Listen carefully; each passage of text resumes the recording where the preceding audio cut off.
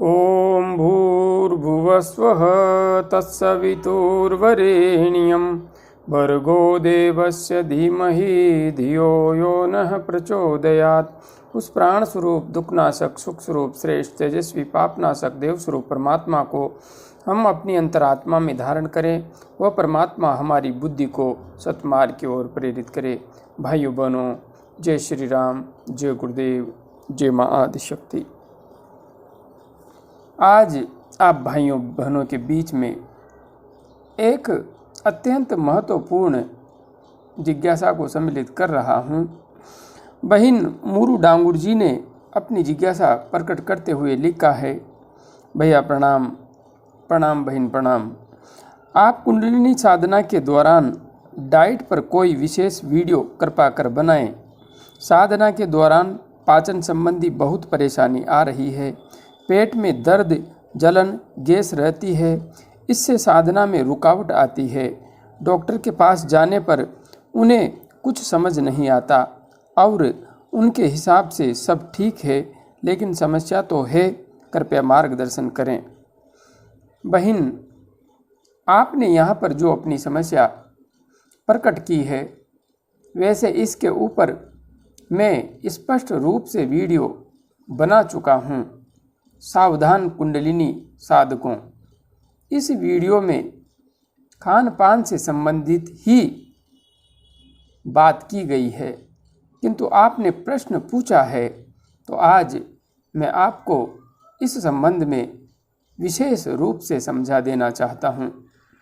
जहाँ तक बात है कुंडलिनी साधक क्या खाए और क्या न खाए, तो पहले हम जो वस्तुएं खानी नहीं चाहिए उन पर आते हैं। क्योंकि कुंडलिनी साधना के मार्ग में यदि हम गलत खान पान करते हैं तो बिल्कुल निश्चित है साधक को अत्यंत कष्ट भोगना पड़ता है। इसमें कोई भी संशय नहीं है। जहाँ तक बात है कि क्या नहीं खाएं, तो प्रथम तो यह है कि साधना करने वाले साधक को खटाई से बचना चाहिए।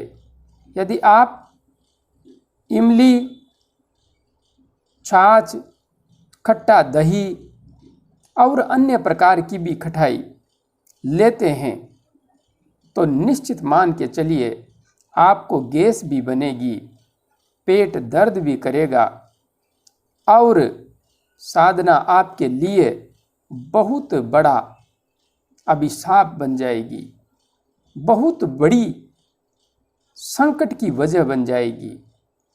इस वजह से खटाई से बचें। जहाँ तक बात है खटाई खाने की, तो क्या क्या खा सकते हैं आप? बिल्कुल कम खट्टा दही, बिल्कुल ही कम खट्टा दही कम मात्रा में ले सकती हैं। और इसके साथ जो इमली की खटाई है, अमचूर की खटाई है, इनसे तो आपको बिल्कुल दूर रहना है। यदि आंवला भी खाएं तो आंवला भी बहुत कम मात्रा में ही खाया जा सकता है। और हाँ, मार्केट में मिलने वाले जितने भी अचार हैं उनमें अत्यधिक खटाई होती है। किसी भी अचार का भूल कर भी खाने में इस्तेमाल नहीं करें। यदि आप अचार का सेवन करती हैं तो निश्चित मान लीजिए आपको बहुत परेशानी होगी। साथ ही कुंडलिनी साधना प्राण साधना है, तो प्राण के मार्ग में जो पदार्थ बाधा डालते हैं उन पदार्थों का सेवन बिल्कुल भी नहीं करना चाहिए। जैसे कि कोल्ड ड्रिंक्स, ठंडी बासी वस्तुएं अर्थात कचौड़ी, नमकीन आदि का सेवन भी जहाँ तक हो सके नहीं करना चाहिए। क्योंकि इनके अंदर भी बहुत सारे ऐसे मसाले डाले जाते हैं जो प्राण के प्रवाह को बाधित करते हैं। इस वजह से कचौड़ी, समोसे आदि से भी बचना चाहिए और नमकीन का सेवन भी यथासंभव कम से कम ही करना चाहिए। यदि नहीं करें तो ज़्यादा बेहतर है। हाँ, मीठा भी अधिक मात्रा में नहीं लेना चाहिए, क्योंकि साधक के लिए अधिक मीठा भी प्राण के प्रवाह को बाधा पहुंचाने वाला होता है। जहाँ तक बात है प्राण के मार्ग में बाधा पहुंचाने की, तो कच्चा प्याज यदि कोई भी साधक सेवन करता है तो कच्चा प्याज भी उसकी साधना के मार्ग में बहुत बड़ी बाधा उत्पन्न करता है। इसलिए कच्चा प्याज भूल कर भी नहीं खाएं। आगे आप साधना के मार्ग पर आगे बढ़ते हुए जो खाने योग्य पदार्थ हैं उनमें विशेष रूप से दूध का इस्तेमाल अवश्य करें।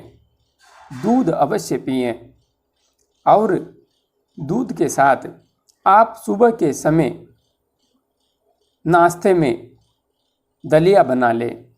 अच्छी तरह से घी डाल करके कम मीठा रखें, किंतु यदि आप दलिया लेती हैं तो आपका पाचन भी बहुत अच्छा रहेगा और ये आपको पोषण भी बहुत अच्छा देगा। जहाँ तक फलों की बात है तो वे फल जो अधिक खट्टे नहीं हो, उन सभी फलों का सेवन आप कर सकती हैं, किंतु हाँ, जो फल बहुत अधिक खट्टे हैं उनका सेवन आप नहीं करें। नींबू का सेवन भी आपको अति आवश्यक होने पर ही कम मात्रा में करना है। बाकी नींबू की खटाई से भी आपको बचना है।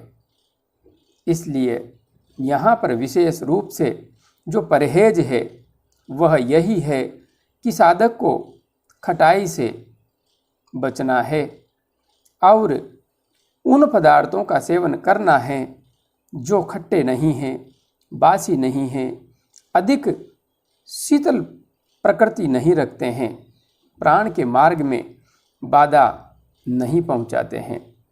बस इतना सा ध्यान रखिए, बाकी आपको कोई समस्या नहीं आएगी। सहजता से आप आगे बढ़ती रहेंगी। हाँ, खाने पीने में जो त्रुटि है वह यहीं पर होती है कि हम अधिकांशतया खटाई का सेवन कर लेते हैं। यहाँ पर विशेष रूप से यह समझ लीजिए, छाछ का सेवन बिल्कुल भी नहीं करना है, क्योंकि छाछ का सेवन करने पर पेट में मरोड़े लगते हैं। जबकि सामान्य व्यक्ति के लिए छाछ अच्छी होती है, किंतु कुंडलिनी साधक के लिए छाछ का सेवन करने पर तुरंत नकारात्मक परिणाम आता है। और यही बात जो स्ट्रोंग खटाई है, इमली, अमचूर आदि की या अचार आदि की, उसके साथ भी ऐसी ही समस्या उत्पन्न होती है। इसलिए विशेष रूप से आप खटाई से बच कर रहिए, बाकी कोई समस्या नहीं है। आप सहजता से साधना मार्ग पर आगे बढ़ती रहिए। जय गुरुदेव, जय माँ आदिशक्ति।